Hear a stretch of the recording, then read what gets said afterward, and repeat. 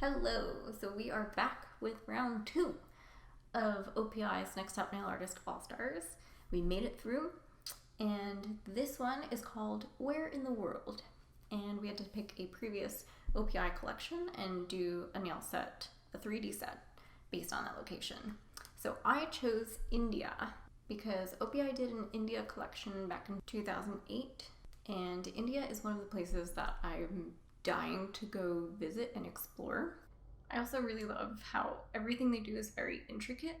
You know, they make sure to take their time with everything that they're doing, and like their clothing and their jewelry and the mendi with the henna, like everything is just so insanely intricate, and they pay such close attention to detail, and that's what I love doing when I do nails, so I feel like it was a perfect fit. So to represent India, I of course wanted to include the Taj Mahal, and I added some intricate beading, but the hands here are the centerpiece. So in India, they use hand gestures called mudras to tell stories through dance, spiritually, for yoga as well. And these hands are in a really popular position called the Gyan Mudra.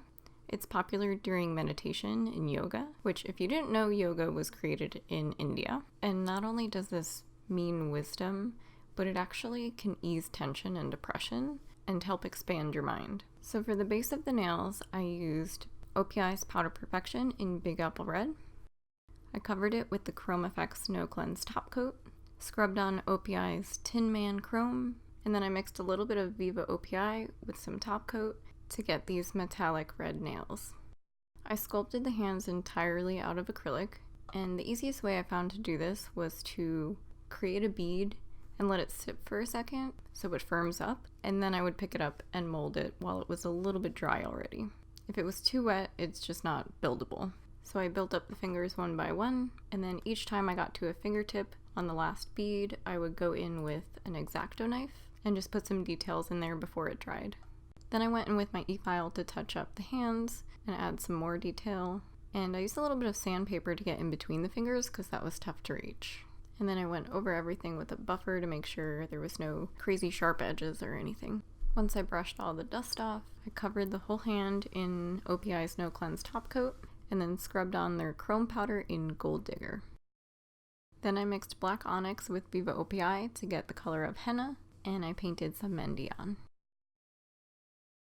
I attached the hand to a nail tip with a giant bead of acrylic, and then I used a pinched nail form to create the base for the bangles. And to make the bangles, I painted Telenovela Me About It on to the pinched form, along with Verde Nice to Meet You. Stuck all the bangles on with some top coat, and then I went in and beaded everything.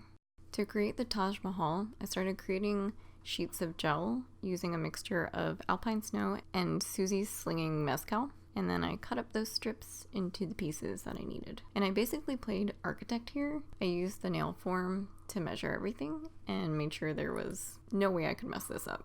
And then I used an X-Acto knife to cut out the pieces that were a little bit too hard to cut with a scissor. And once I got my pieces done, I covered the back in top coat just to give them a little bit more strength so they wouldn't bend or anything.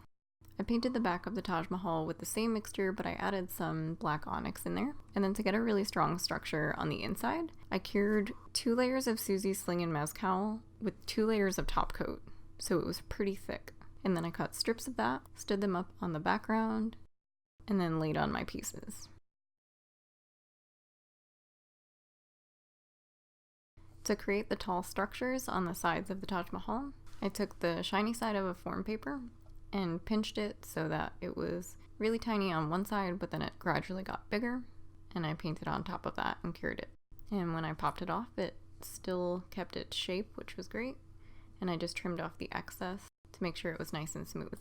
Then to create the domes, I took some of OPI's top coat and drew the shape that I needed on a form, and then I repeated this until it got a little bit thicker, and then once I was comfortable with the shape, I just started putting globs of the top coat on, and I used a thin brush to guide the top coat. And once I built it high enough, I used my e-file to shape it a little bit, and then I painted it. After I attached everything to create the Taj Mahal, I went in to do some details with the same mixtures of the paint that I was using before, just different shades of Susie's Slingin' Mezcal.